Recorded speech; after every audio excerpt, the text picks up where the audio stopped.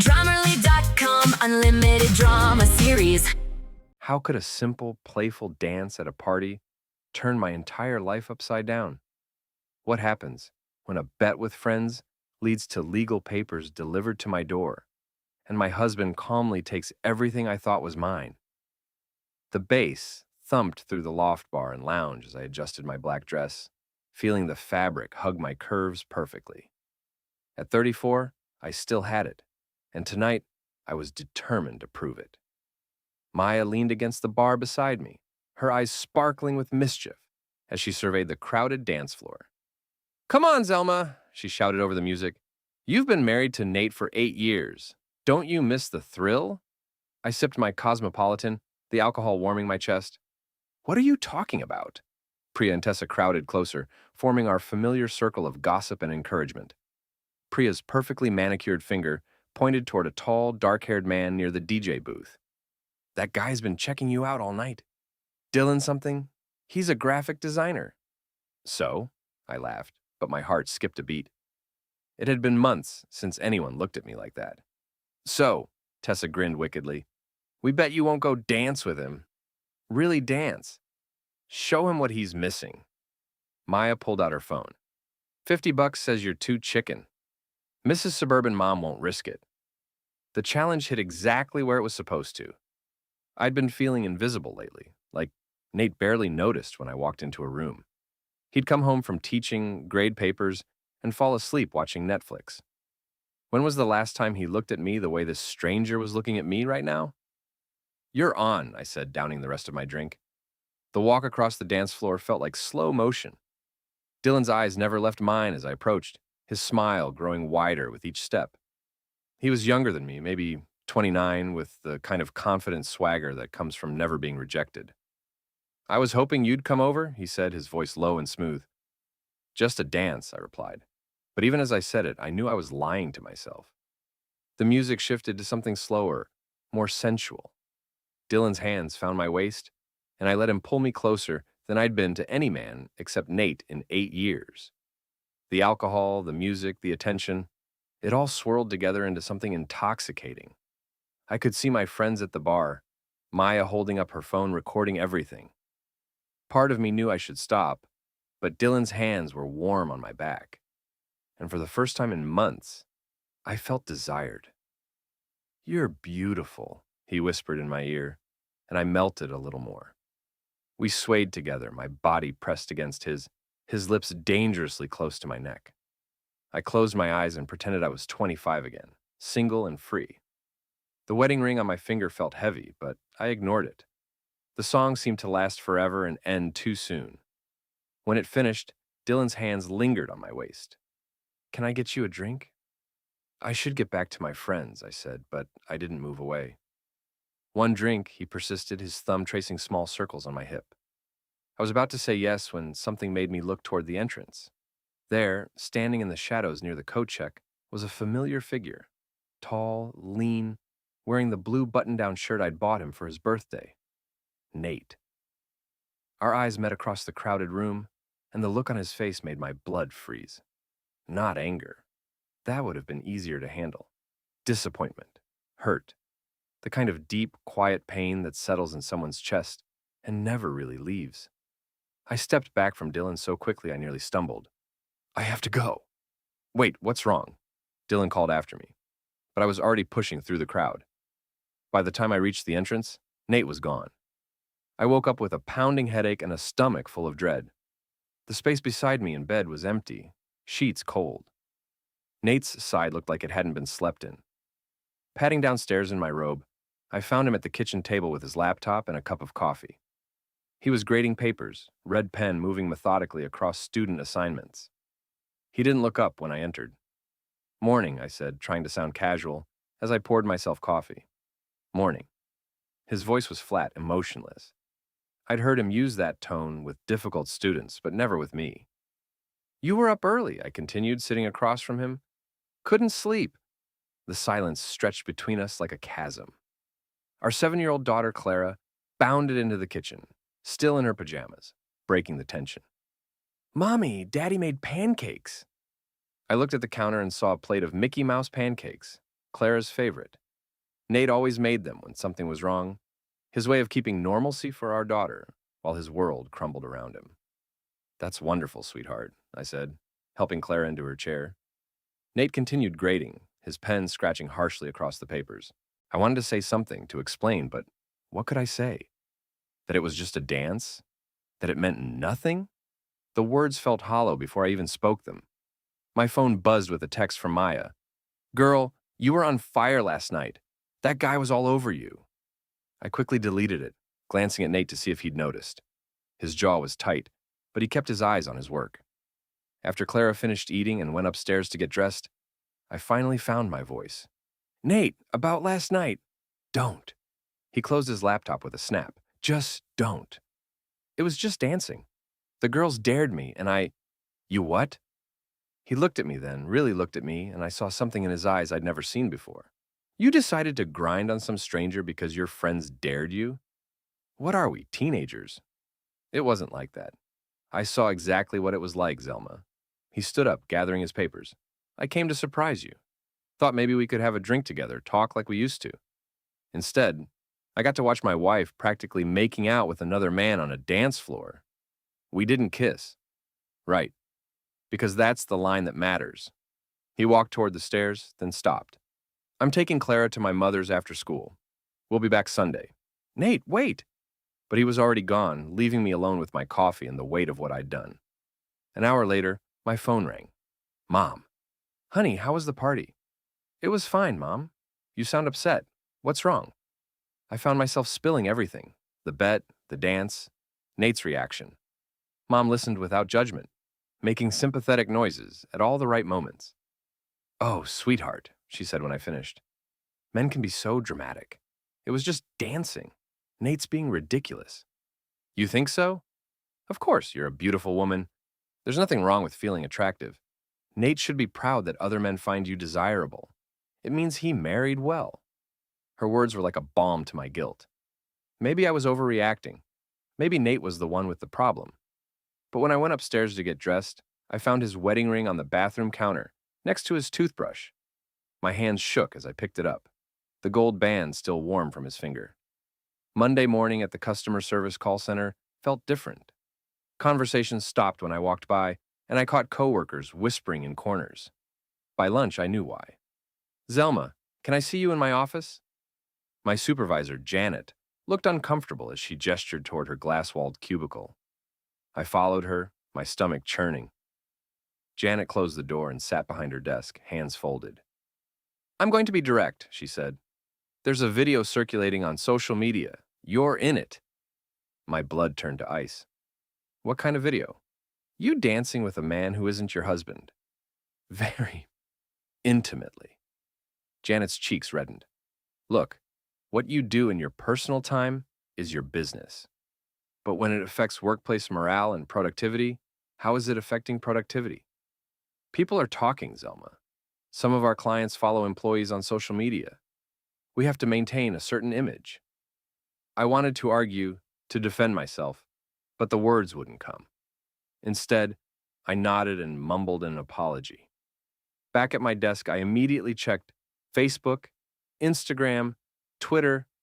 There it was.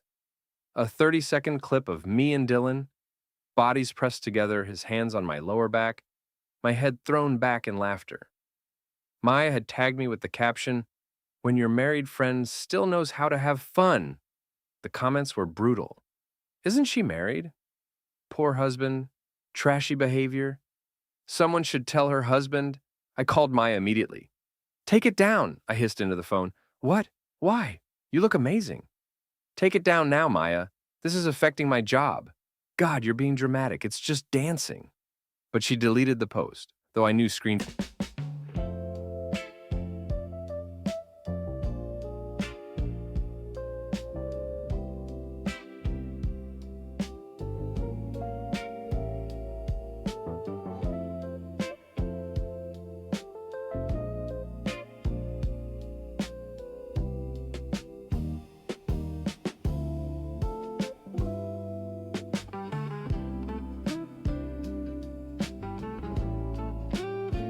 were probably already saved and shared. The internet never forgets. That afternoon, I got a private message from Matt, Nate's younger brother. Zelma, I don't know what's going on between you and my brother, but I saw the video. What were you thinking? Nate's a good man. He doesn't deserve this humiliation. I stared at the message for a long time before responding. It's complicated, Matt. Things between Nate and me haven't been good for a while. His reply came quickly. Then you fix it. You don't embarrass him publicly. By evening, I was exhausted from fielding whispers and stares. I came home to an empty house. Nate and Clara were still at his mother's. The silence was deafening. I poured myself a large glass of wine and sat at my laptop, crafting my own narrative on Facebook. Sometimes in a marriage, you lose yourself. You become just mom and wife and forget you're still a woman with needs and desires. Last weekend, I remembered who I am. Yes, I danced with someone. Yes, my husband saw. But maybe if he paid attention to me at home, I wouldn't need to seek validation elsewhere. Marriage is work for both people. Hashtag no apologies. Hashtag know your worth. I hit post before I could second guess myself. The response was immediate and polarizing. My girlfriends rallied with supportive comments, but others weren't so kind. Nate's friends, our neighbors, even some family members weighed in. Then I saw it. A comment from Miriam, Nate's mother. 34 years old and acting like a teenager. Some people never grow up. My son deserves better. I was typing a sharp response when my email chimed. New message from an address I didn't recognize. But the sender name made my heart stop. Nathaniel Romer. The subject line read, "For your records." I opened it with trembling fingers. No text, just a video file attachment. The same video Maya had posted, but this one was longer, unedited. It showed everything. The way I'd approached Dylan, how I'd pressed against him, the intimate whispers, the moment he'd almost kissed my neck. Watching it from the outside, I barely recognized myself. The woman in the video looked desperate, hungry for attention. She looked like someone who'd forgotten she was married. At the bottom of the email, in Nate's careful teacher handwriting, was a single line, so there's no confusion about what happened. I closed the laptop and finished my wine, then opened another bottle. Tomorrow I'd figure out how to fix this. Tonight, I just wanted to forget. The summons came in the form of a phone call from Miriam on Wednesday morning. Family meeting, tonight, 7 o'clock, my house. Miriam, I don't think... This isn't a request, Zelma. You've humiliated my son publicly. The least you can do is face the family and explain yourself. The line went dead. I spent the day in a haze of anxiety and anger. Who was she to summon me like a child? I was a grown woman, and what happened between Nate and me was our business. But at 6:45, I found myself pulling into the familiar driveway of the Romer family home. Nate's truck was there, along with Matt's sedan. Through the living room window, I could see figures moving around. Miriam answered the door with a cold smile. Zelma, come in. The living room felt like a tribunal. Nate sat in his father's old recliner, still wearing his wedding ring, I noticed. Matt was on the couch next to his wife, Sarah. Even Nate's sister, Julie, had driven in from Portland. Sit, Miriam commanded, gesturing to a straight-backed chair they'd placed in the center of the room. I remained standing. This is ridiculous. I'm not on trial here. Aren't you? Julie spoke up, her voice sharp. You embarrassed our brother in front of the entire town. That video has been shared hundreds of times. It was just dancing. Just dancing? Matt leaned forward. Zelma, I've been married for 6 years. If Sarah did what you did, I'd consider it cheating. Well, you're not me, and Sarah isn't me, and... Stop. Nate's voice cut through my rambling. He looked tired, older than his 36 years. Just stop making excuses. I'm not making excuses. I'm trying to explain that you've all blown this completely out of proportion. Yes, I danced with someone. Yes, it was closer than it probably should have been. But nothing happened. Nothing happened? Miriam's voice rose. You let another man put his hands all over you while half the town watched. You humiliated yourself and my son. Your son hasn't touched me in months. The words exploded out of me before I could stop them. When was the last time you looked at me, Nate? Really looked at me? When was the last time you made me feel beautiful or desired or even noticed? The room fell silent. Nate's face went pale. So, this is my fault? He asked quietly. I'm not saying it's your fault. You're saying I drove you to dry hump a stranger on a dance floor because I don't compliment you enough? Don't be crude. Crude? He stood up and I saw a flash of real anger. You want to talk about crude? Let's talk about how my students are showing me videos of my wife grinding on another man. Let's talk about how I can't go to the grocery store without people staring and whispering. Let's talk about how our daughter asked me why mommy was dancing with the strange man instead of daddy. My heart clenched. Clara saw the video? Kids at school showed her. 7 years old. And she's asking me if mommy loves someone else now. Tears stung my eyes, but I blinked them back. I never meant for any of this to happen. But it did happen, Miriam said coldly. And now we have to deal with the consequences. I looked around the A couple's spa. You took her to the place we go. It was a birthday gift. She's a friend. Friends don't get $500 couples massage. Watch more on Grammarly.com. room at their faces, disappointed, angry, disgusted. These people had been my family for 8 years, and now they looked at me like I was a stranger. I think I should go, I said. Yes, Miriam agreed. I think you should. I walked toward the door, then turned back. For what it's worth, I'm sorry. I made a mistake. Mistakes are accidents, Julie said. What you did was a choice. I left without another word, but as I reached my car, I saw something that made my stomach drop. Through the living room window, I watched Nate pull out a manila envelope and place it on the coffee table. Legal papers. The papers were delivered Friday morning by a process server who looked bored and professional. Divorce petition, custody filing, asset division requests. I read through them twice, my hands shaking with each page. Nate wasn't just asking for a divorce. He was asking for primary custody of Clara and a complete financial separation. He'd documented everything. The video, my Facebook post, witness statements from the party. I called his phone immediately, straight to voicemail. Nate, we need to talk. You can't just blindside me like this. Call me back. He didn't. I tried Matt, Sarah, even Miriam. No one would take my calls. It was like the entire Romer family had collectively decided I no longer existed. By Monday, I was desperate. I called the law office listed on the papers and demanded to speak with Nate's attorney. I'm sorry, but I can't discuss the case with you, the lawyer, a woman named Patricia Goldberg, said politely. You'll need to retain your own counsel. I just want to talk to my husband. Mrs. Romer, I'd strongly advise you to hire an attorney. This is a complex case with significant custody implications. I hung up and immediately called Maya. This is insane, she said after I explained the situation. He's totally overreacting. It was just dancing. He's trying to take Claire away from me. He can't do that. You're her mother. Courts always side with the mother. But even as Maya said it, I could hear the uncertainty in her voice. That afternoon, I did something I probably shouldn't have done. I drove to Nate's school and waited in the parking lot for him to come out. He saw me immediately, his face hardening as he approached his truck. Zelma, don't. We need to talk. No, we don't. Everything I have to say is in those papers. You're trying to take my daughter away from me. Other teachers were coming out of the building now, and I could see them watching our confrontation with interest. Nate noticed, too. Get in your car and go home, he said quietly. Not until you explain to me how one dance turned into divorce papers. One dance? His voice rose slightly, then he caught himself, glancing around at our audience.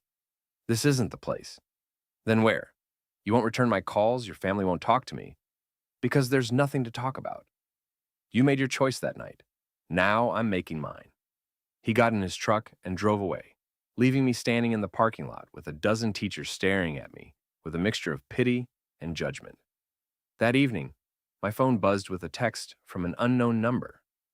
Hey, this is Dylan from the party. Someone's lawyer contacted me asking about that night. What's going on? Are you okay? I stared at the message for a long time before responding. My husband is divorcing me. Shit, I'm sorry. I had no idea you were married. You weren't wearing a ring. I looked down at my left hand. He was right. I'd taken off my wedding ring before going to the party, slipped it into my purse so it wouldn't interfere with the fantasy of being single and free. It's not your fault, I typed back. Still, I feel bad. If there's anything I can do, but there wasn't anything he could do. Dylan was just a stranger who'd gotten caught up in the destruction of my marriage. He'd probably forget about me in a week.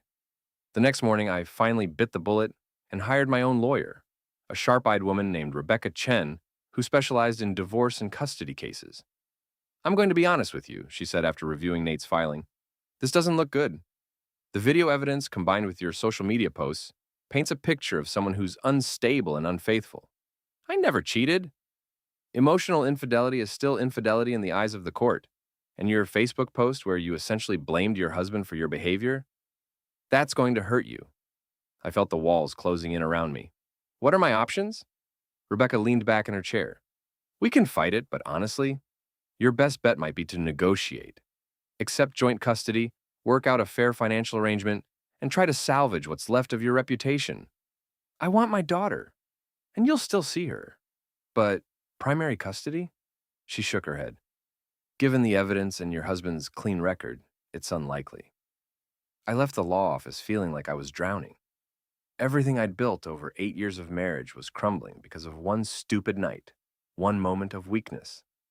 But as I sat in my car in the parking lot, I realized something. I wasn't sorry about the dancing. I was sorry about getting caught, sorry about the consequences, but not sorry about feeling alive and desired for the first time in months. Maybe that made me a terrible person. Maybe it made me selfish and destructive.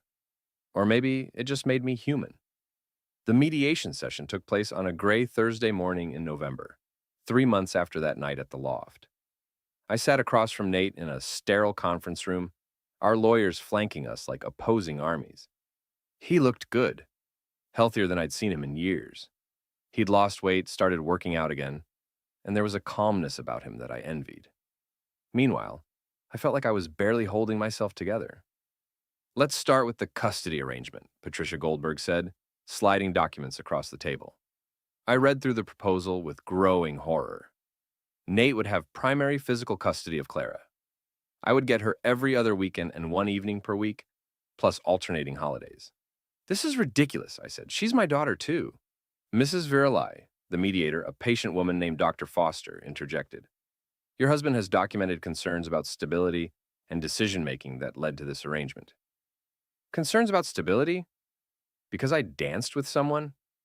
Nate spoke for the first time since we'd sat down. Because you publicly humiliated our family, blamed me for your choices, and showed no remorse for how your actions affected our daughter. I apologized. You apologized for getting caught. There's a difference. Rebecca squeezed my arm, a warning to stay calm, but I couldn't help myself. I made one mistake, Nate. One. In 8 years of marriage, I made one mistake. It wasn't a mistake, he said quietly. You took off your wedding ring before you left the house that night. You told your friends I was boring and inattentive.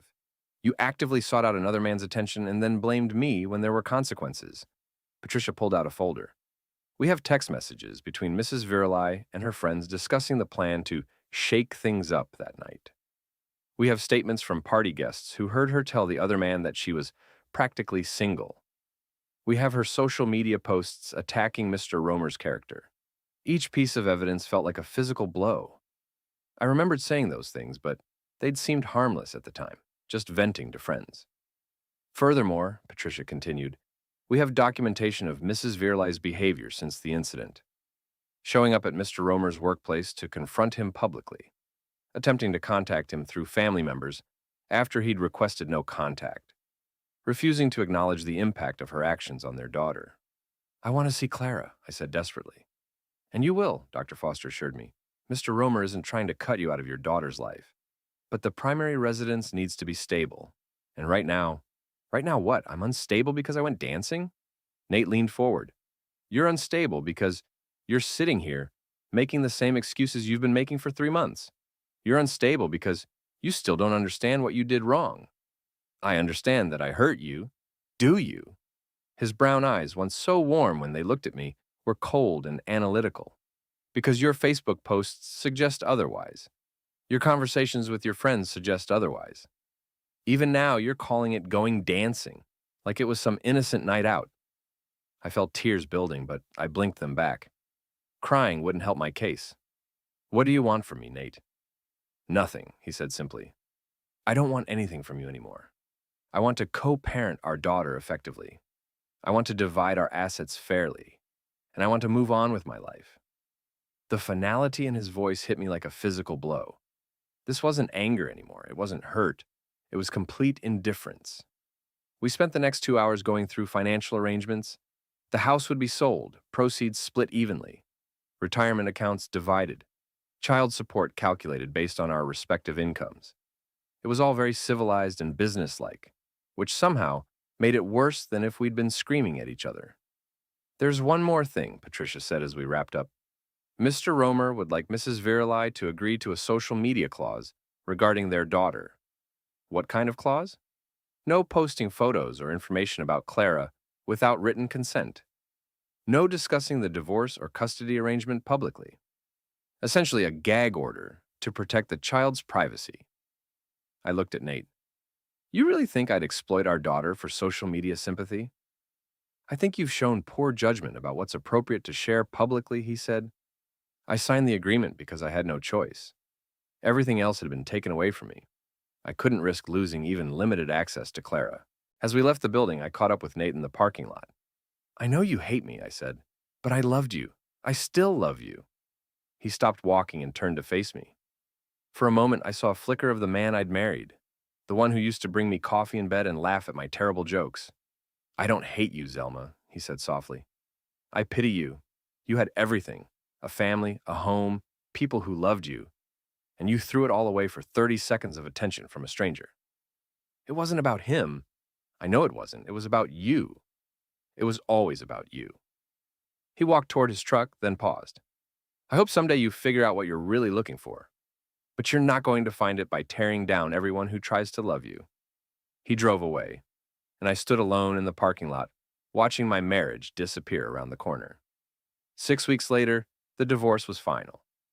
I moved into a one-bedroom apartment across town and started my new life as a part-time mother and full-time cautionary tale. Clara adapted better than I expected, though she was quieter during our visits, more reserved.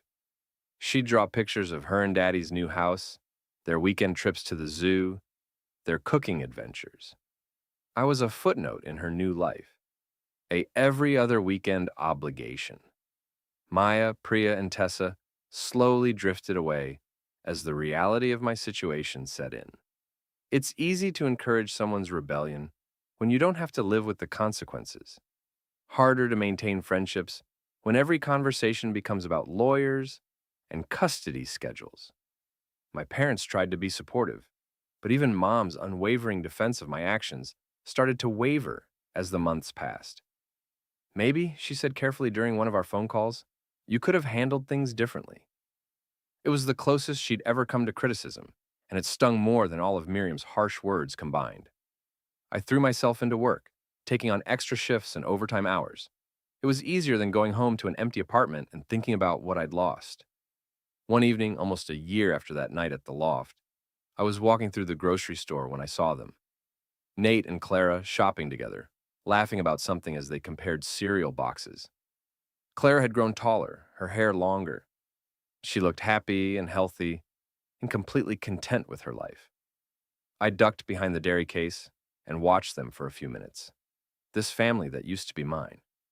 They moved through the store with an easy rhythm, Nate listening patiently as Clara explained why they needed the sugary cereal, compromising on something with less sugar but fun colors.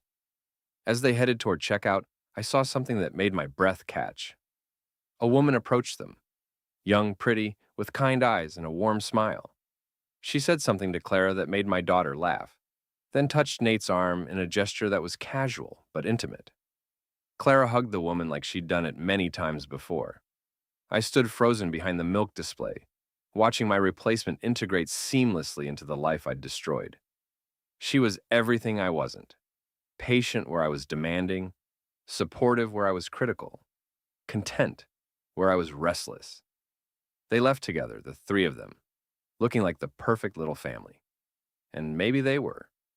I finished my shopping in a daze, bought a bottle of wine I didn't need, and went home to my empty apartment. That night, I deleted all my social media accounts, threw away the party dress I'd worn that night, packed up the photos from my marriage and put them in storage. It was time to stop living in the wreckage of my old life and figure out how to build a new one. But as I sat in my living room, surrounded by the debris of my choices, I couldn't shake the image of Nate's face that night at the loft. The moment he realized that the woman he'd married, the mother of his child, was capable of betraying everything they'd built together for 30 seconds of validation from a stranger. I'd wanted to feel alive again. Instead, I'd killed the best parts of my life. The irony wasn't lost on me. In trying to prove I was still desirable, I'd made myself unlovable. In seeking attention, I'd guaranteed I'd spend most nights alone. In fighting for my freedom, I'd imprisoned myself in a life of limited weekends and supervised visits. 6 months later, I heard through mutual acquaintances that Nate had gotten engaged to the woman from the grocery store, Sarah, a kindergarten teacher at his school. They'd been dating for 8 months, taking things slow out of respect for Clara's adjustment. Clara would be the flower girl at their wedding. I wasn't invited, of course, but I sent a card anyway, addressed to both of them, with a simple message, wishing you all the happiness I couldn't give him. I never heard back, but I didn't expect to. Some mistakes you make in a moment but pay for forever. Some choices echo through the rest of your life, changing not just your story but the stories of everyone who loved you. I learned that the hard way, but I learned it.